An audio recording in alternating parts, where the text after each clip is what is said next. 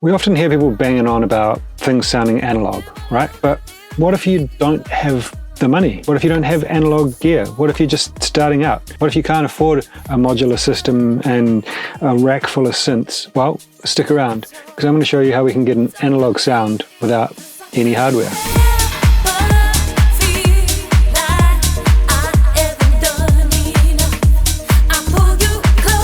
Hey guys, Dilby here. Welcome back to the channel. So in today's video, we're going to talk about analog warmth, analog sound. What does this actually mean in the context of making electronic music, right? So I've bought and sold quite a few analog synths over the years. And what I realized is that just the raw sound often doesn't sound that analog at all. It sounds pretty bland, pretty boring, pretty vanilla. And I've come up with this hypothesis that what creates the analog sound is more like unpredictability, randomness, change, variation. And that's what I'm going to show you today, how you can kind of implement some of this stuff into your sounds to create something that sounds more alive, more random, more varied, and more interesting. Just quickly, if you like the track that's playing in the background, it's a new one of mine. There's a link in the description to Beatport and Spotify if you want to go and check that out. Your support is always appreciated. And as always, if you want to grab the project files from this video, they're available via the link in the description to Patreon. Patreon's one of the best ways that you can support the channel and make sure I keep bringing you these videos every week. Now let's jump into Ableton and do analog.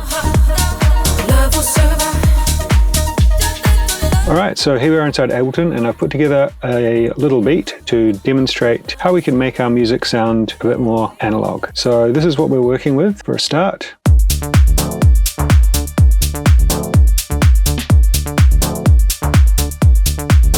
So it doesn't sound analog to me, and that's on purpose. Let's just look at the beat quickly. We've got a kick, some claps, a couple of kind of percussion clap snare type things, open hat, a shaker hat, closed hat, this 16th hat, and then we've got a bass line. Simple. And this is the sound. It's a one shot. Okay, so most of, if not all of these drums are from Underground Shades of House Volume 2, my new sample pack, which is out now. I'll put a link up here if you want to go and check it out. One thing I will just say is, like, I think that one shot samples, like for melodies and bass lines and stuff, don't get used enough. Or talked about enough. Like, it can be like a really good way. If sound design is tough for you, it can be a really good way to find like cool sounds for your tracks.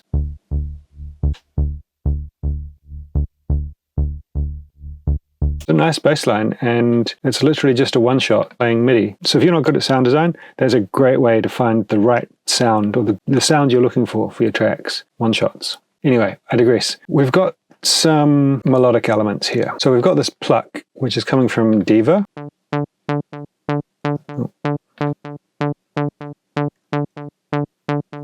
Which is really widely regarded as a very analog sounding synth. It doesn't sound particularly analog to me. And my kind of hypothesis is because it's basically always the same. There's no randomness, there's no differentiation between any of the notes that are being played. Every time it plays the exact same thing. But I don't believe that that's simply a characteristic of something being digital. Like, this is not an analog synth, right? It's software. This, however, is an analog synth. This is the same pluck being played from my Korg Minilog. So both of them are using just a single sawtooth with a similar amplification and filter envelope. The way that they filter and amplify the sound are not exactly the same on both synths, and the sound source sounds slightly different, but they're pretty damn close.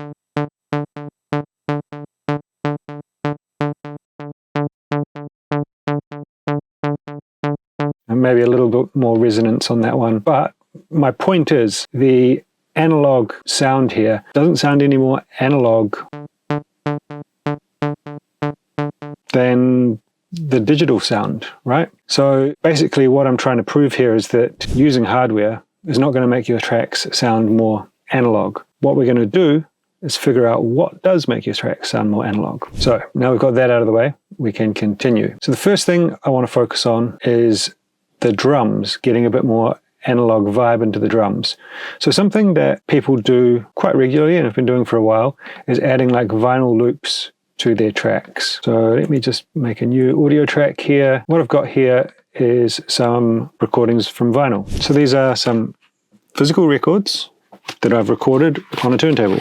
Now, what we would traditionally do, let's have a look and find one with some noise. Here we go. Perfect. Also got some noise at the start. So basically before the track started, when the needle is going around the groove, we have this. So it's just some crackle, right?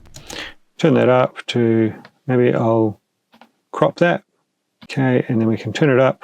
Maybe we'll get these big chunks out of the way. Doesn't really matter the loop because we want it to be random. Right, so the idea would be that you'd put that going in the back of your track to make it sound like it's coming from an analog source, of, in this case, a vinyl record player.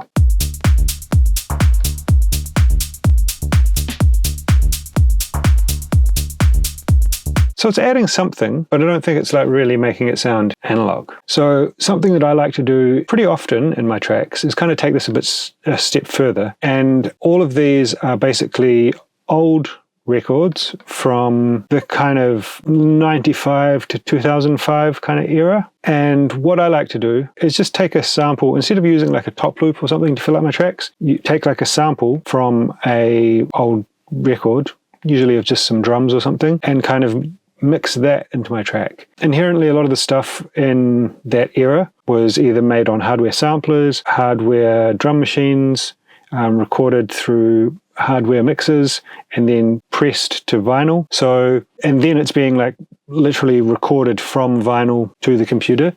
So there's like many steps of distortion essentially in here. So let's have a listen through these loops.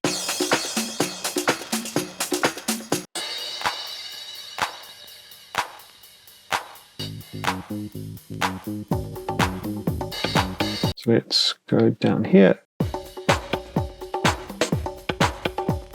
And I do have a filter on here cutting out. I don't want any kicks. Don't want any kicks for this. We've got a kick.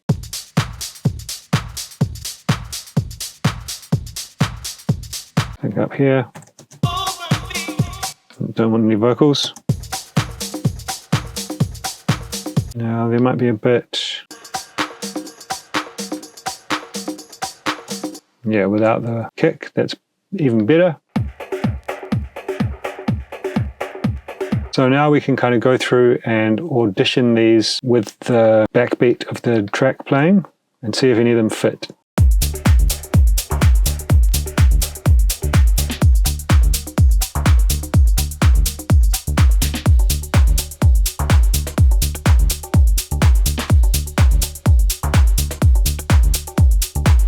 Nice.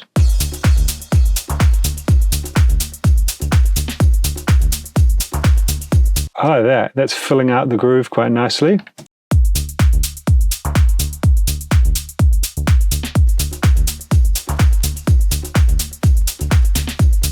And we can hear that this has actually got quite a bit of vinyl crackle in it. Probably too much if you were just using these drums for your main drums. Hear that? I think there's probably like a bit of a warp on the record or something. Most of these records are really old, so when you're buying them off Discogs, you never know exactly what you're going to get, and this kind of thing can happen. But for our needs in this case, even better.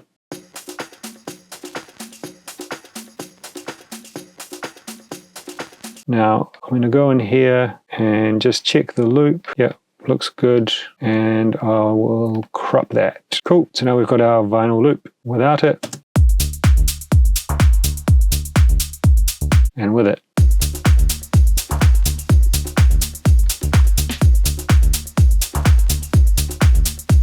Now, if you didn't want to have that like extreme crackle in there, you could try adding a utility and maybe just play the left side or something.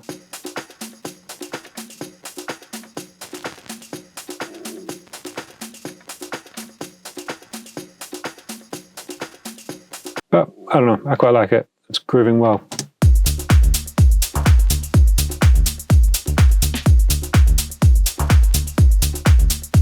maybe if we just use the second half, it's got less of the crackle in it. But then it doesn't sound as random, so let's go with this.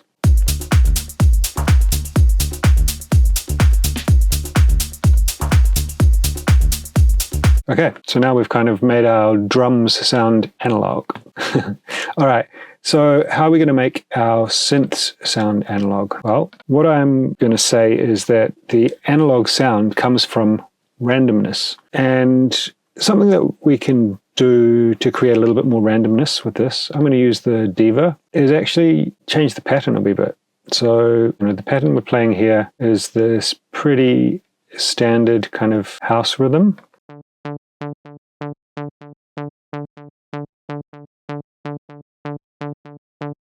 So what I'm going to suggest is we could use like more of a polyrhythmic sound. So instead of this kind of repeating every half a bar, we're basically taking this and duplicating it across 2 bars.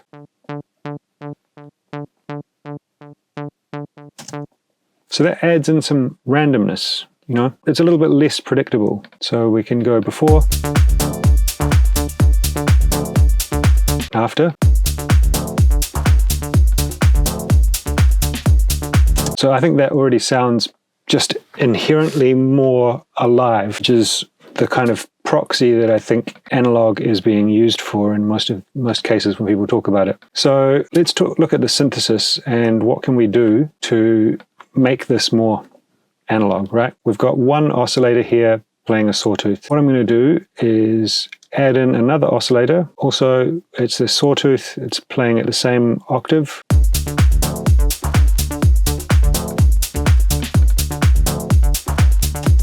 And then if we just offset it a little bit,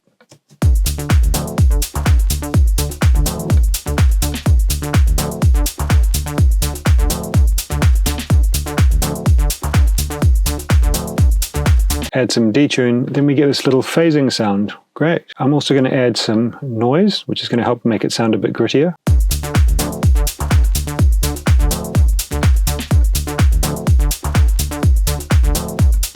Okay, so what I'm going to do is instead of using this detune here, bring this back to 0 by double clicking, we're going to use detune here. Now I'm going to put the source to LFO2, and we're going to modulate with LFO2 the detune amount. So I want this just to be very subtle, so 0.6.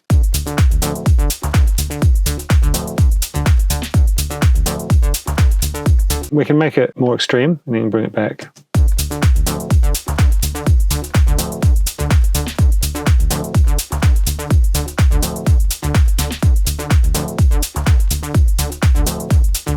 So we want it to be happening subtly, which is why we're just using like 0.6 or something. But now we're getting this effect where each time it plays, it sounds slightly different. So something else we can do to add some difference is I'm going to turn on this add some random velocity, and I'm going to use the velocity to affect the envelope amount.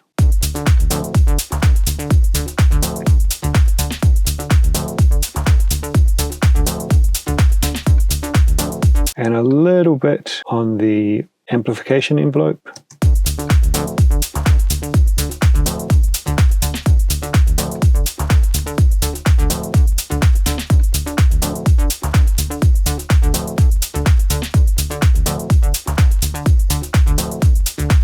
Okay, so let's A-B before the changes and after the changes.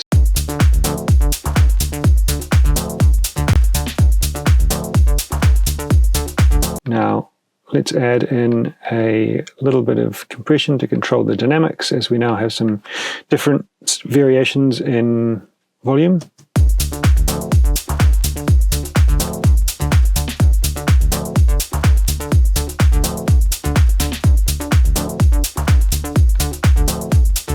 Now, I'm also going to add in some reverb here, and that's going to make a big difference. It's going to make the sound feel more alive.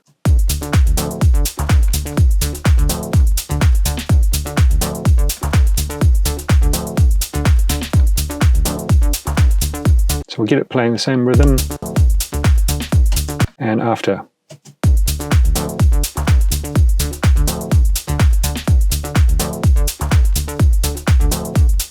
And then throughout our track, we can also look at automating this, and it's going to intensify this kind of feeling.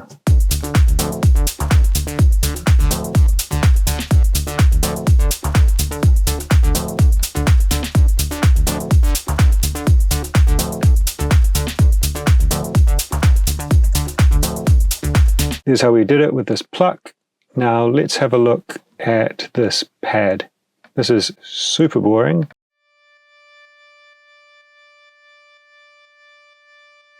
And even kind of annoying. So let's duplicate it. I'm going to turn on oscillator 2 here. I'm going to go white noise. Now, for whatever reason, Wavetable doesn't have a proper white noise sound. This has got a kind of tonality to it. Be great if they put that in, Ableton. But it is a bit more random. It does add a little bit of dirt, a little bit of distortion. And what we're also going to do is add some unison. So this is adding movement to the sound. Pump it up to about 40%.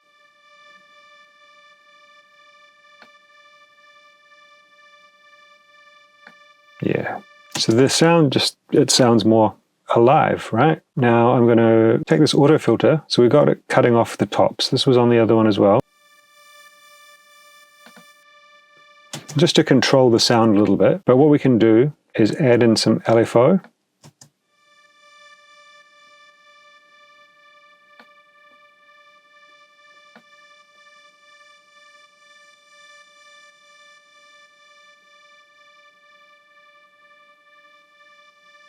So there's now more movement, right?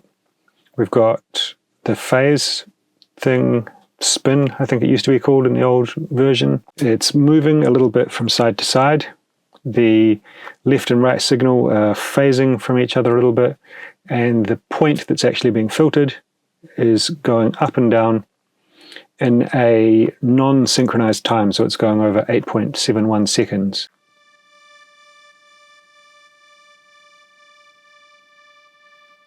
So that's the new sound.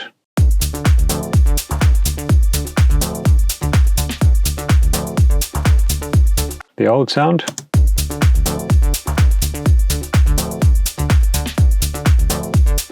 Now, of course, we're going to add some reverb, which is going to help to set it in the track and make it feel more real.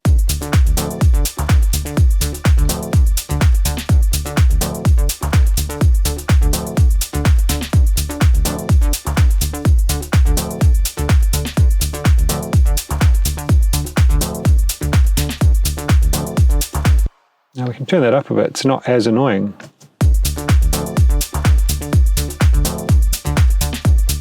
Now if we turn this one up again to match,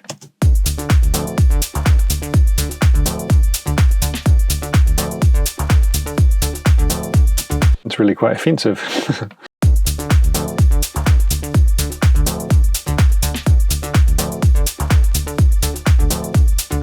Okay, we're getting somewhere. We're getting it to sound more alive, more analog. So we've got this stab sound, which is just a one shot coming from Underground Shades of House. It's a kind of nice dub techno-y kind of synth. Now this is the pattern we're playing. So it's working quite nicely with the bass and the pluck.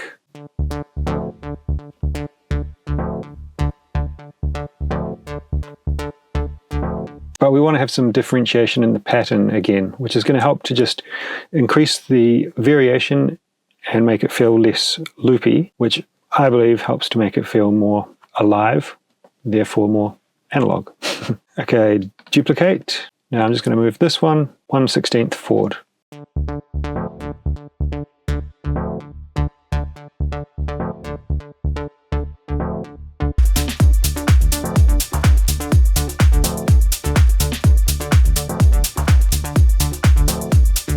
So we're creating this kind of push and pull, which makes the sound feel more alive. Now, in terms of some sound design, what we can do is add our reverb.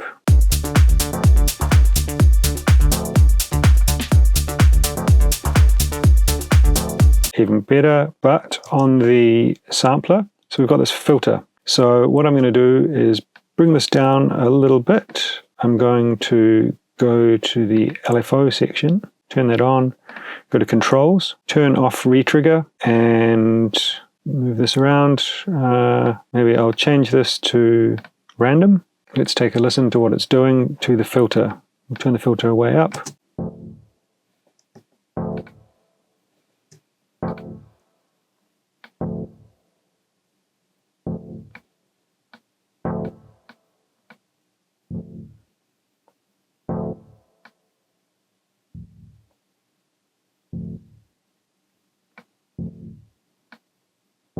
So what we want is for the filter to be at a different position each time that the notes play.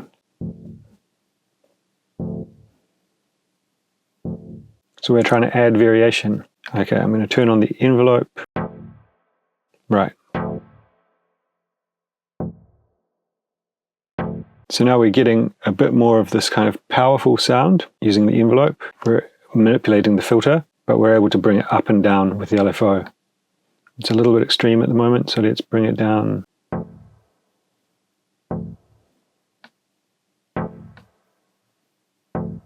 Okay, and let's add a little bit of ping pong delay to kind of get some further movement in there.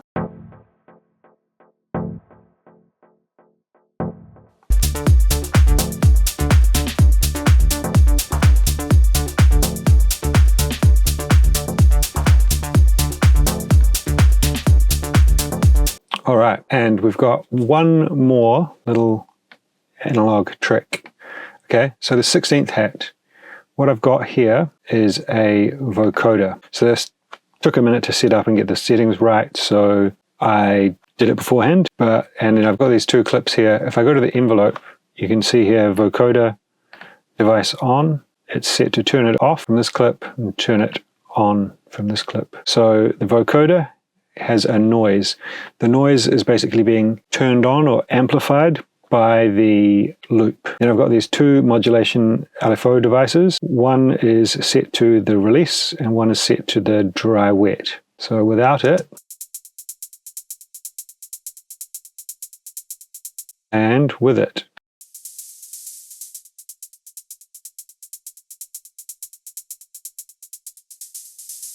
So these LFOs are both set to different times. So basically we're getting this random variation between how much of this noise signal is being let through and then how long the noise signal is. So if I turn these off and we just listen to it.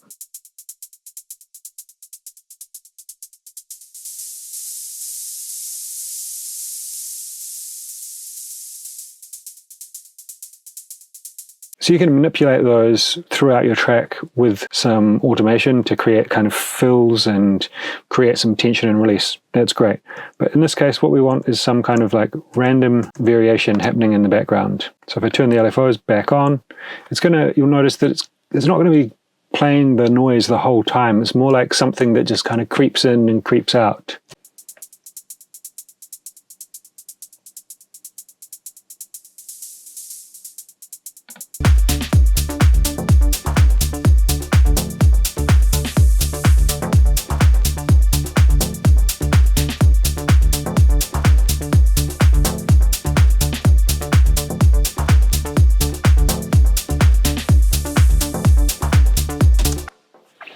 So there we go, a few ways that you can add in some randomness or variation to give more of an analog feel to your tracks. Basically make them feel more alive and create basically more of a immersive experience for the listener. If you want to grab this project file, it's available from Patreon. There's a link in the description. There's this and loads of project files, pretty much projects from all the videos I do. So get over there and get some inspiration. It's good stuff.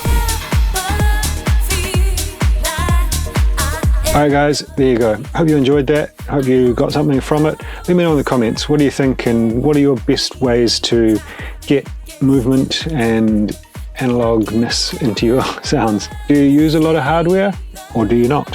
What are your experiences? I'd love to know. And if you're looking for something to watch next, then check out this video. I think you're going to like it. That's it from me today. I'll catch you next time. Peace.